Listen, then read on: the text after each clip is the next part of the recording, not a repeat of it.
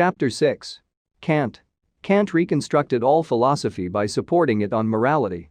Knowledge. Kant, born at Königsberg in 1724, was professor there all his life and died there in 1804. Nothing happened to him except the possession of genius. He had commenced with the theological philosophy in use in his country, that of Wolff, which on broad lines was that of Leibniz. But he early read David Hume, and the train of thought of the skeptical Scotsman at least gave him the idea of submitting all philosophic ideas to a severe and close criticism. He first of all asked himself what the true value is of our knowledge and what knowledge is. We believe generally that it is the things which give us the knowledge that we have of them. But, rather, is it not we who impose on things the forms of our mind, and is not the knowledge that we believe we have of things only the knowledge which we take of the laws of our mind by applying it to things? This is what is most probable. We perceive the things by molds, so to speak, which are in ourselves and which give them their shapes, and they would be shapeless and chaotic were it otherwise. Consequently, it is necessary to distinguish the matter and the form of our knowledge. The matter of the knowledge is the things themselves. The form of our knowledge is ourselves. Our experimental knowledge is a compound of what we receive from impressions and of what our individual faculty of knowing draws from itself on the occasion of these impressions. Sensibility, understanding, reason. Those who believe that all we think proceeds from the senses are therefore wrong, so too are those wrong who believe that all we think proceeds from ourselves. To say, matter is an appearance, and to say, ideas are appearances, are equally false doctrines. Now we know by sensibility, by understanding, and by reason. By sensibility we receive the impression of phenomena, by the understanding we impose on these impressions their forms, and link them up together, by reason we give ourselves general ideas of things universal ones, going beyond or believing they go beyond the data, even when linked up and systematized. Let us analyze sensibility, understanding, and reason. Sensibility already has the forms it imposes on things. These forms are time and space. Time and space are not given us by matter like color, smell, taste, or sound. They are not perceived by the senses, they are therefore the forms of our sensibility. We can feel only according to time and space, by lodging what we feel in space and time. These are the conditions of sensibility. Phenomena are thus perceived by us under the laws of space and of time.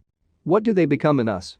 They are seized by the understanding, which also has its forms, its powers of classification, of arrangement, and of connection. Its forms or powers, or, putting it more exactly, its active forms are, for example, the conception of quantity being always equal.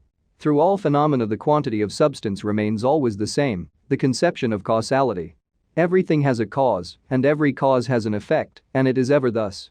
Those are the conditions of our understanding, those without which we do not understand, and the forms which within us we impose on all things in order to understand them. It is thus that we know the world, which is tantamount to stating that the world exists, so far as we are concerned, only so long as we think so. Reason would go further. It would seize the most general, the universal, beyond experience, beyond the limited and restricted systematizations established by the understanding, to know, for instance, the first cause of all causes, the last and collective end, so to speak, of all purposes, to know why is there something? And in view of what end is there something? In fact, to answer all the questions of infinity and eternity. Be sure that it cannot. How could it? It only operates, can only operate, on the data of experience and the systematizations of the understanding, which classify experience but do not go beyond it. Only operating upon that, having nothing except that as matter, how could it itself go beyond experience? It cannot. It is only a highly important fact, and one which must on no account be forgotten. It is only a sign, merely a witness. It is the sign that the human spirit has need of the absolute, it is itself that need, without that it would not exist. It is the witness of our invincible insistence on knowing and of our tendency to estimate that we know nothing if we only know something. It is itself that insistence and that tendency. Without that it would not exist. Let us pause there for the moment. Man knows of nature only those impressions which he receives from it, coordinated by the forms of sensibility, and further the ideas of it which he preserves coordinated by the forms of his understanding. This is very little. It is all, if we consider only pure reason. Practical reason. But there is perhaps another reason, or another aspect of reason, to wit, practical reason. What is practical reason? Something in us tells us. You should act, and you should act in such a way, you should act rightly, this is not right, so do not do it, that is right, do it. As a fact this is uncontestable. What is the explanation? From what data of experience, from what systematization of the understanding has our mind borrowed this? Where has it got it? Does nature yield obedience to a you ought? Not at all. It exists, and it develops and it goes its way, according to our way of seeing it in time and space, and that is all. Does the understanding furnish the idea of you ought? By no means, it gives us ideas of quantity, of quality, of cause and effect, etc., and that is all. There is no you ought in all that. Therefore this you ought is purely human, it is the only principle which comes exactly from ourselves only. It might therefore well be the very foundation of us. It may be an illusion. No doubt, but it is highly remarkable that it exists, though nothing gives it birth or is of a nature to give it birth. An illusion is a weakness of the senses or an error of logic and is thus explained, but an illusion in itself and by itself, and only proceeding from itself is most singular and not to be explained as an illusion. Hence it remains that it is a reality of our nature, and given the coercive force of its voice and act, it is the most real reality there is in us. The categorical imperative. Thus, at least, thought Kant, and he said, there is a practical reason which does not go beyond experience and does not seek to go beyond it, but which does not depend on it, is absolutely separated from it, and is its own, human, experience by itself. This practical reason says to us, you ought to do good. The crowd call it conscience, I call it in a general way practical reason, and I call it the categorical imperative when I take it in its principle, without taking into account the applications which I foresee. Why this name? To distinguish it clearly, for we feel ourselves commanded by other things than it, but not in the same way. We feel ourselves commanded by prudence, for instance, which tells us, do not run down that staircase if you do not wish to break your neck. We feel ourselves commanded by the conventions which say, be polite if you do not wish men to leave you severely alone, etc. But conscience does not say if to us.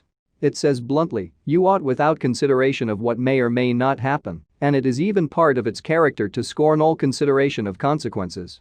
It would tell us, run down that staircase to save that child, even at the risk of breaking your neck. Because of that I call all the other commandments made to us hypothetical imperatives and that of conscience, alone, the categorical or absolute imperative. Here is a definite result. Morality, the law of man. Yet reflect. If the foregoing be true, morality is the very law of man, his especial law, as the law of the tree is to spread in roots and branches. Well. But for man to be able to obey his law he must be free, must be able to do what he wishes. That is certain. Then it must be believed that we are free, for were we not, we could not obey our law, and the moral law would be absurd. The moral law is the sign that we are free. Compared to this, all the other proofs of freedom are worthless or weak. We are free because we must be so in order to do the good which our law commands us to do. Let us examine further. I do what is right in order to obey the law, but, when I have done it, I have the idea that it would be unjust that I should be punished for it, or that I should not be rewarded for it, that it would be unjust were there not concordance between right and happiness. As it happens, virtue is seldom rewarded in this world, and often is even punished. It draws misfortune or evil on him who practices it. Would not that be the sign that there are two worlds of which we see only one? Would not that be the sign that virtue unrewarded here will be rewarded elsewhere in order that there should not be injustice? It is highly probable that this is so. But for that it is necessary that the soul be immortal. It is so, since it is necessary that it should be. The moral law is accomplished and consummated in rewards or penalties beyond the grave, which presuppose the immortality of the soul. All the other proofs of the immortality of the soul are worthless or feeble beside this one, which demonstrates that were there no immortality of the soul, there would be no morality. God. And, finally, if justice is one day to be done, this supposes a judge. It is neither ourselves who in another life will do justice to ourselves, nor yet some force of circumstances which will do it to us. It is necessary to have an intelligence conceiving justice and a will to realize it. God is this intelligence and this will. All the other proofs of God are weak or worthless beside this one. The existence of God has been deduced from the idea of God. If we have the idea of God, it is necessary that he should exist. A weak proof, for we can have an idea which does not correspond with an object. The existence of God has been deduced from the idea of causality, for all that is, a cause is necessary, this cause is God. A weak proof, for things being as they are, there is necessity for cause, but a cause and a single cause, why? There could be a series of causes to infinity, and thus the cause of the world could be the world itself. The existence of God has been deduced from the idea of design well carried out. The composition, the ordering of this world is admired, this world is well made, it is like a clock. The clock supposes a clockmaker, The fine composition of the world supposes an intelligence which conceived a work to be made and which made it. Perhaps, but this consideration only leads to the idea of a manipulation of matter, of a demiurge, as the Greeks said, of an architect, but not to the idea of a creator. It may even lead only to the idea of several architects, and the Greeks perfectly possessed the idea of a fine artistic order existing in the world when they believed in a great number of deities. This proof also is therefore weak, although Kant always treats it with respect. The sole convincing proof is the existence of the moral law in the heart of man. For the moral law to be accomplished, for it not to be merely a tyrant over man, for it to be realized in all its fullness, weighing on man here, but rewarding him infinitely elsewhere, which means there is justice in all that, it is necessary that somewhere there should be an absolute realizer of justice. God must exist for the world to be moral.